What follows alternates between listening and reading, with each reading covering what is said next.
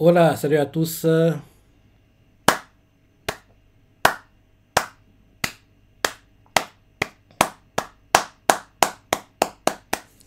Très bon, je dis bien très bon chapitre, comme d'hab, hein. Cette semaine.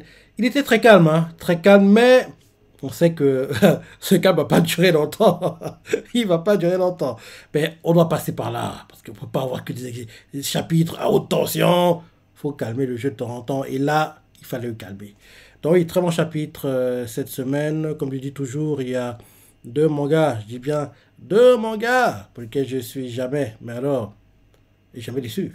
C'est mon garçon, Shekyo Kyojin, qui, malheureusement pour nous, est terminé en manga comme en animé. Et bien sûr, Kingdom, qui a eu un troisième film live été 2023, était dans le top 10 des meilleurs mangas de sa première moitié d'année 2025 et devrait être dans ce classement en fin d'année. Donc, le classement il sort fin novembre. Donc, on aura le classement fin novembre.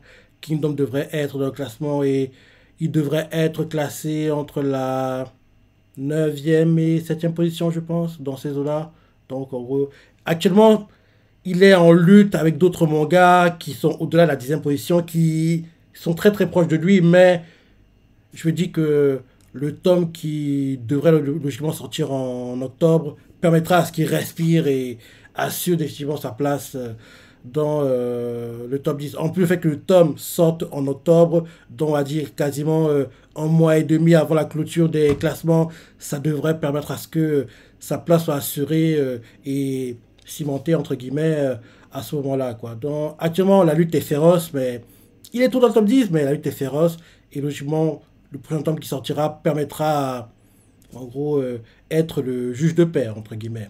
Donc, oui, et bien sûr, on sait enfin quand on aura la saison 6 parce que, rappelle-toi, pendant très longtemps, on disait, il serait temps qu'on sache, il serait temps qu'on nous dise, on ne sait même pas si on aura une suite. C'était pendant le printemps. On a appris comme quoi la saison 6 était prévue. On sait même quand elle va arriver. Elle arrive en automne, en octobre cette année 2025. Et cette saison 6 va adapter un arc que j'attends avec impatience parce qu'en manga j'ai adoré. Dans l'anime j'ai hâte de voir ce que ça a donné. C'est l'arc conquête de la première moitié de Jao. L'arc dans lequel Shin one shot Gakue, Gakue, rappelle-toi, sbire, Gassure de Keisha que Shin avait battu pendant l'arc qu'on a eu en saison 5, l'arc conquête de Kokuyu, dont Shin one-shot Gakue. Derrière, il se bat contre Shogaryu, il le bat, et bien sûr, il a un combat qu'on attendait tous depuis quasiment le début du manga. Le combat où enfin il venge son mentor Oki en battant Oken, c'est un combat de dingue. Donc j'ai hâte de voir tout ça. Un combat de dingue contre Gyuan et qui a une victoire, pas un combat, faut différencier, parce que pour moi un combat c'est que il y a en gros une sorte d'égalité à un moment, l'ennemi prend le dessus, tu prends le dessus, c'est équilibré, équilibré, équilibré, tu le surpasses et tu le finis. Pour moi une victoire c'est qu'en gros tu arrives et tu tues le gars mais t'as pas vraiment eu d'échange avec lui. Donc, et qui a une victoire, pas un combat pour moi, une victoire contre Rozo, le roi des Korogs. Et donc, je me dis que ceux qui lisent pas le manga vont être choqués de ces victoires parce que tu t'attends pas à ce que. Ça date de 2018 maintenant. Mais j'ai tout pas oublié. L'image m'a marqué, quoi. Je revois encore Eki qui attaque en traite dans le dos, Rozo. Je me dis, sérieux. Eki Barroso, quoi. Or que, je dis même que même Rozo, il a dû se sentir humilié, hein. Le gars, il était en combat de, de dingue, pas de titan, mais un combat de fou, quoi, contre le roi Fego. Les deux se rendaient coup pour coup. Et quand, en gros, il pense qu'il se point de finir le roi Fego, il ressent une douleur dans le dos. Quoi? On m'a attaqué? Et il comprend que. Oui. Et qu'il a attaqué un traître dans le dos et l'a finalement tué. En animé, ce sera. Jack en manga, ça m'avait énervé. Je veux qu'on puisse péter les plombs quand je vais regarder l'animé. Même en sachant déjà ce qui va se passer.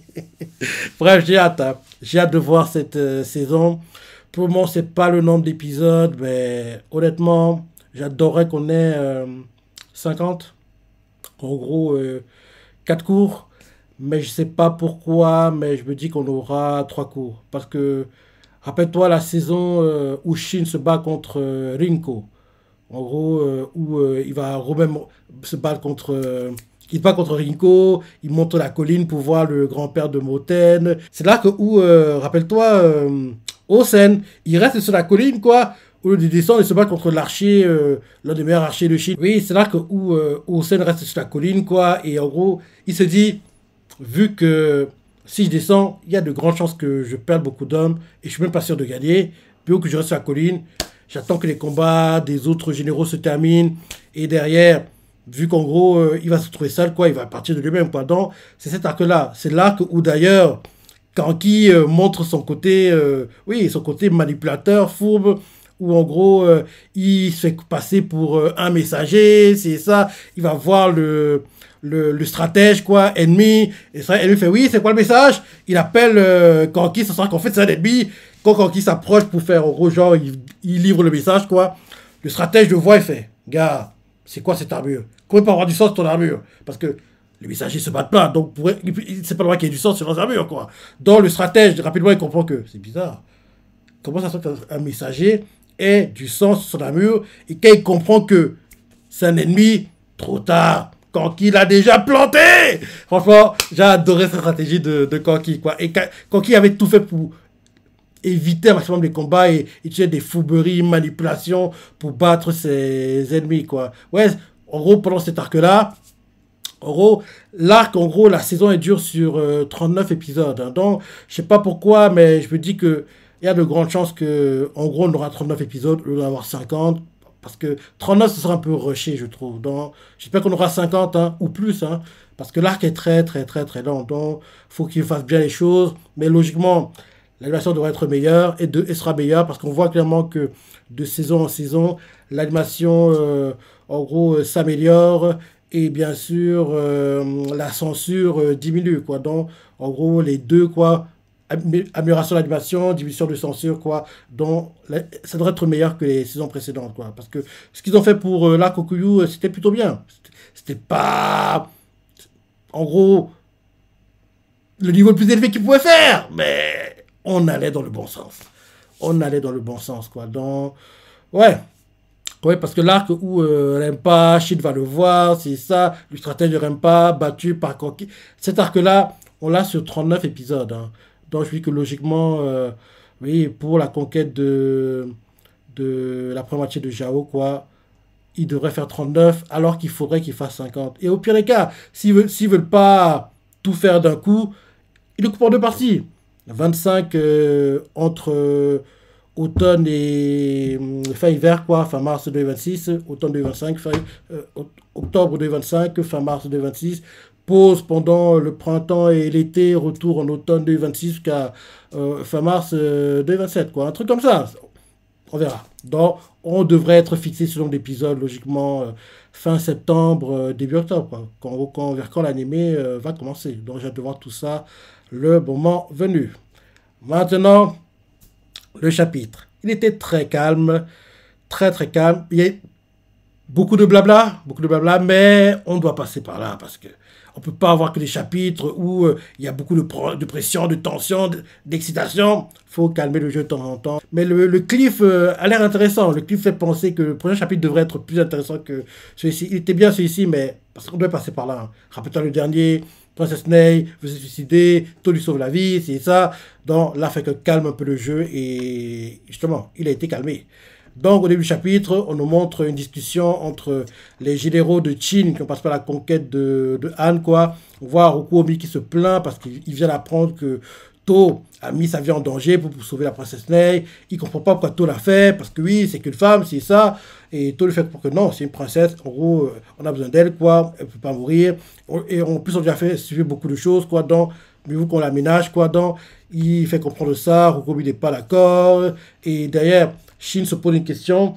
Il se demande, en gros, oui, en temps normal, quand on gagne, quand on réussit à conquérir un État, on n'est pas censé éliminer la famille royale, parce que moi, j'ai tout pensé que c'est ce qu'on devait faire, c'est ça, parce que je pensais que quand on arrive, on gagne, les personnes haut gradées de l'ancien État, entre guillemets, doivent être éliminées, quoi. Là, bizarrement, on le fait pas. Et en gros, on voit Ato qui fait comprendre qu'il ne sera pas d'accord qu'on le fasse. Rukobi aimerait qu'on le fasse, mais To fait non, on va pas le faire, j'accepterai pas, je m'opposerai à tout ça, quoi, je ne le permettrai pas. Et derrière, en gros, il se demande qui va venir de Kanyo, quoi. Et en gros, pour savoir si les membres de la famille royale vont être éliminés ou pas, en gros, il faudrait d'abord savoir qui va venir de Kanyo. En gros, ils se demandent qui ça pourrait être. Ils espèrent que ce ne sera pas quelqu'un comme Gokei, rappelle-toi, Anayo, quoi, qui était prêt à tuer tout ce qui bouge, rappelle-toi. Donc, j'espère que ce sera quelqu'un qui sera plutôt proche des idées de To, quelqu'un de bienveillant, quoi, qui va vouloir en gros qu'il n'y ait pas de décision de sang inutile, entre guillemets, de se demander qui ça pourrait être. Et quand ils se demandent justement ça, quelqu'un entre dans la pièce, un messager, pour expliquer que la délégation de Chin de Kanryo est arrivée. Donc, ils se demandent qui c'est. Et là, on voit que ceux qui arrivent de Kanryo sont Rishi et, grande surprise, Shoei-kun. Shoei-kun, le général des armées, le gars qui ne sort jamais de la capitale, il s'est déplacé jusqu'à Han carrément. Donc, ça montre à quel point Han est en gros une zone, un état, un lieu stratégique. Parce que le fait que Shoei-kun, qui ne sort jamais quasiment, aille jusqu'à Han, ça montre à quel point c'est très, très, très important, quoi. Justement, réunion au palais, enfin, à l'ancien palais de l'état de Han, quoi. On voit la famille royale, les ministres qui s'inclinent devant, en gros, Rishi et puis Shoei-kun. Et là, en gros, on les voit qui ont l'air inquiets parce qu'ils pensent que leur vie est en danger. Parce que, en gros, c'est Rishi et Shoei-kun qui vont dire les décisions qui ont été prises à Kanryo par Sei, quoi. Et on nous fait comprendre justement qu'à Kanryo, il y avait deux courants, quoi. Ceux qui voulaient éliminer la famille royale et les ministres importants, et d'autres menés par Shoei-kun qui étaient contre et qui voulaient qu'ils survivent, quoi. Donc, il y a une lutte importante, et ça, on nous fait comprendre que ceux qui voulaient l'extermination de la famille royale et des ministres importants étaient plus nombreux que ceux qui étaient pour les laisser en vie et, en gros, juste diminuer leur pouvoir, entre guillemets, quoi. Donc, la lutte était acharnée, quoi. Personne ne réussissait à prendre le dessus, mais en nombre, ceux qui étaient pour les tuer étaient plus nombreux. Donc derrière, Sei a écouté tous les différents avis, quoi. Et il a pris sa décision. Justement, Shoei-kun avait la décision, quoi. Et il fait comprendre que, en gros, à Kanryo, le roi Sei a décidé, en gros, de leur sort. Et il a fait comprendre que ils vont pas mourir. Ils vont vivre en tant que citoyens de Qin. Bien sûr, leurs privilèges, en gros, leurs titres royaux vont disparaître. Ils vont juste conserver leur rang et en tant que maison noble, c'est tout. En gros, ils sont juste maison noble. Par contre, titres royaux, si et ça, tout va disparaître. On voit qu'ils sont tous heureux, surpris. La princesse Nei regarde To. To la regarde en souriant pour dire que, tu vois, t'inquiète pas, je t'avais promis qu'il n'y aurait pas de soucis. Et derrière, Shoei-kun continue en disant que Sei a également décidé que prochainement, il ferait une visite à Shintei. Et en gros, il aimerait s'entretenir avec des gars importants et de Shintei pour en gros faire une reconstruction dans les règles. En gros, qu'il n'y ait pas de problème, que tout soit pacifié.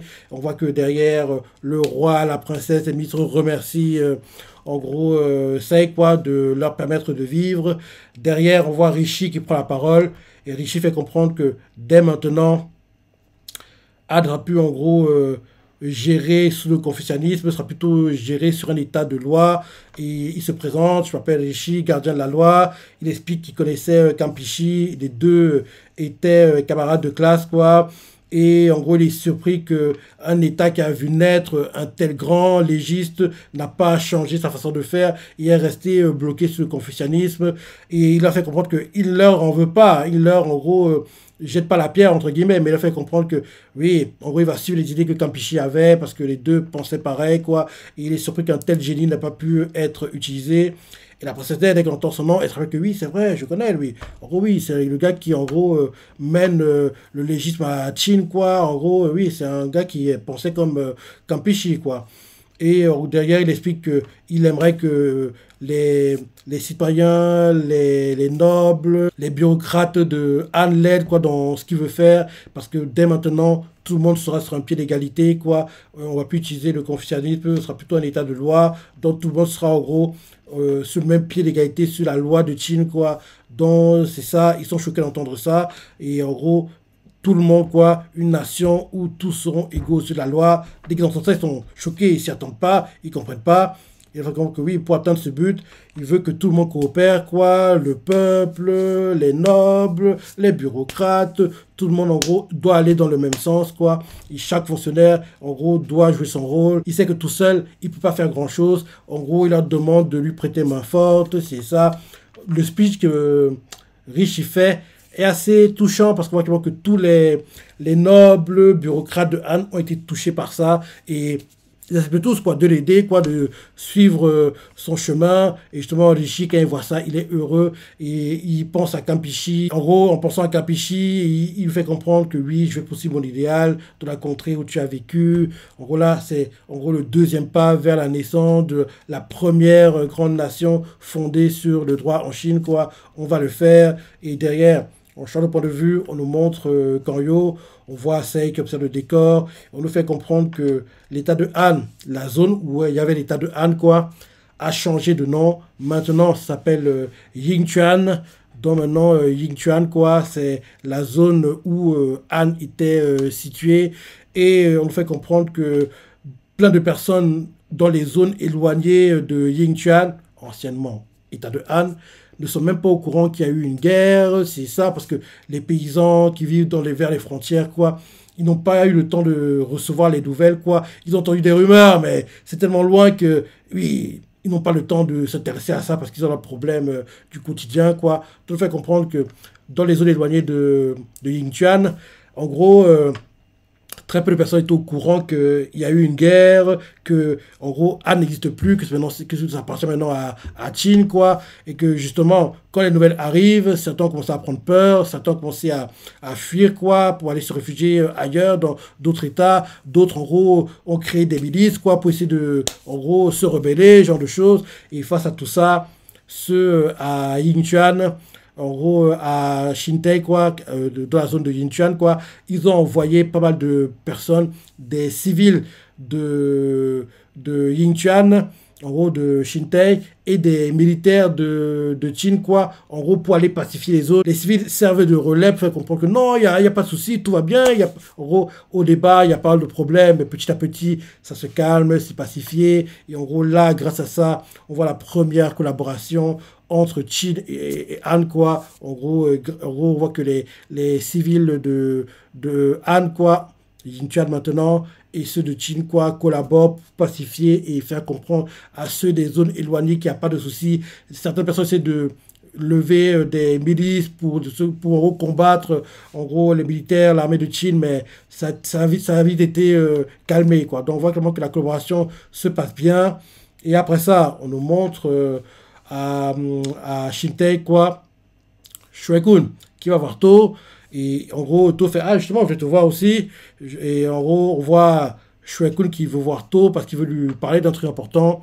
En gros, il remercie To pour le job qu'il a fait à Han. Et Shuekun lui fait comprendre, en tant que chef des armées et en tant que chancelier, je te remercie, félicitations, t'as assuré, quoi. Et là, on dirait que vu comment Shuekun parle, il veut entre guillemets, remercier, faire comprendre à To, To, merci pour le job, maintenant, retourne à Kanyo, entre guillemets. On dirait que c'est ce qu'il veut faire comprendre à To, mais avec une piste, en gros, continue, en gros, c'est, en gros, son emballage, quoi, avant de le chasser, entre guillemets, To lui fait, un instant, vu que tu veux me révéler un truc important, invite ceux qui ont joué un rôle important dans la campagne pour la conquête de Han, donc, invite Rupomi, invite Lukoku et surtout invite Rishi avant de continuer la discussion. Parce que moi aussi, j'ai un truc important à dire, quoi. Et j'aimerais qu'ils soient présents quand j'en parle, quoi. Donc, invite-les et dès qu'ils seront présents, tu pourras continuer à jouer ta flûte pour derrière me chasser. Et moi, derrière, je dirai ce que j'ai à dire, quoi. Donc, c'est comme ça que chaque se termine avant que To nous révèle de quoi il allait parler, quoi. Donc, j'ai hâte de voir ce que c'est, j'ai hâte de voir ce qu'il veut dire. Et oui, là, pour la semaine prochaine, les révélations de To et logiquement, Shuai-kun qui lui fait comprendre que il est temps que tu es rappelé à Kanyo, quoi. Tu peux aller te reposer, entre guillemets. Et vu comment ça avance, là, c'est chapitre 843. Là, on est mi-juillet. Je pense que c'est vers novembre, décembre qu'on va enfin commencer la conquête de la deuxième moitié de Jao. Parce que, oui, donc, année passée, on doit d'abord terminer les dernières choses à terminer à Xinjiang, quoi. Et derrière, faire simple, qu'on appelle l'état de Han, parce que oui, le nouveau nom, il n'est pas encore vraiment ancré dans, on que tu appelles ça l'état de l'ancien état de Han, quoi. En gros, terminer, boucler les choses à l'ancien état de Han, et derrière, les préparatifs, et je pense que pour la conquête de la deuxième moitié de Han, To ne doit pas y participer, je pense.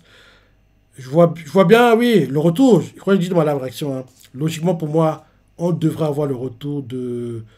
Oui, de Osen. Il peut pas terminer sa carrière sur une défaite. Il peut pas. Il doit se venger. Riboku, t'es trop loin, mon gars. Tu dois payer. Donc, logiquement, Osen va faire son retour. Et Shin va y participer. Donc, on devrait voir Shin, Moten et On. Les trois, ils seront, par contre, cette fois-ci. Les trois, ils seront et j'ai hâte de voir les différents combats. Et quand il parle de foi, j'espère qu'à la fin des combats de la conquête de la deuxième moitié de Jao, qui suit, mon gars, ça fait longtemps que je n'ai pas parlé, hein, mais qui suit, il doit survivre. Parce que pour moi, c'est le numéro 2 que Lee Shin-tai rêve d'avoir. Actuellement, Lee Shin-tai n'a pas vraiment de numéro 2 sûr et fiable. Et pour moi, qui suit, il coche toutes les cases. Il coche toutes les cases. Et en plus, et surtout, j'aimerais que lui et Shin soient amis. C'est pour ça, en fait. Parce que je dis que les deux pourraient s'entendre. Ils devraient même bien s'entendre. Donc, j'espère qu'il survit. Et derrière, il prête allégeance à Shin, quoi, comme il avait fait un peu plus tôt à Jao. Parce qu'après-toi, les Rigad, s'ils avaient le choix, ils ne participeraient pas au combat de Jao. Mais comme ils ont prêté allégeance, on leur a laissé leur territoire, c'est ça. Donc, quand il y a des combats, ils sont obligés de participer, quoi, pour qu'on ne vienne pas les attaquer, quoi, on les dérange pas de leur vie quotidienne.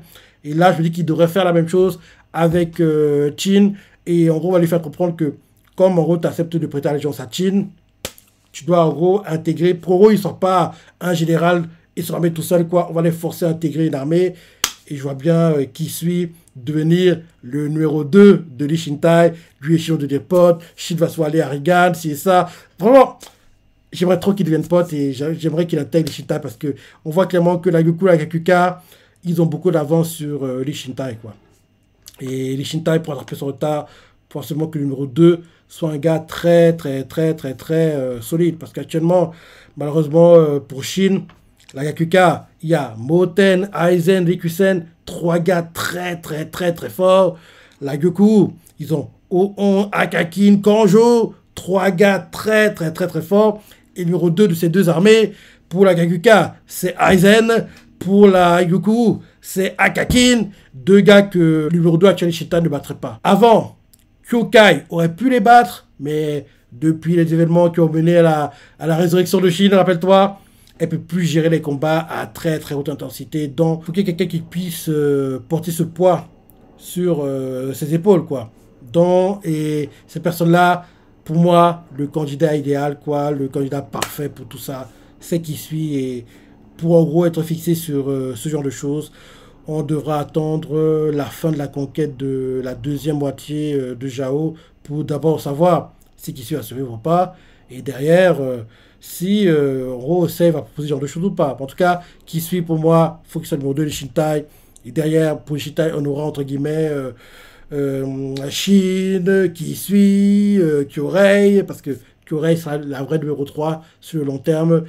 Pour la Gakukatai, on aura Moten, Aizen, Rikusen. Pour la Gokutai, on aura Oon, Akakin, Kanjo. Et sur le papier, quand tu vois ces trios, quoi, si Kisui intègre les Shin-tai sera meilleur que les autres.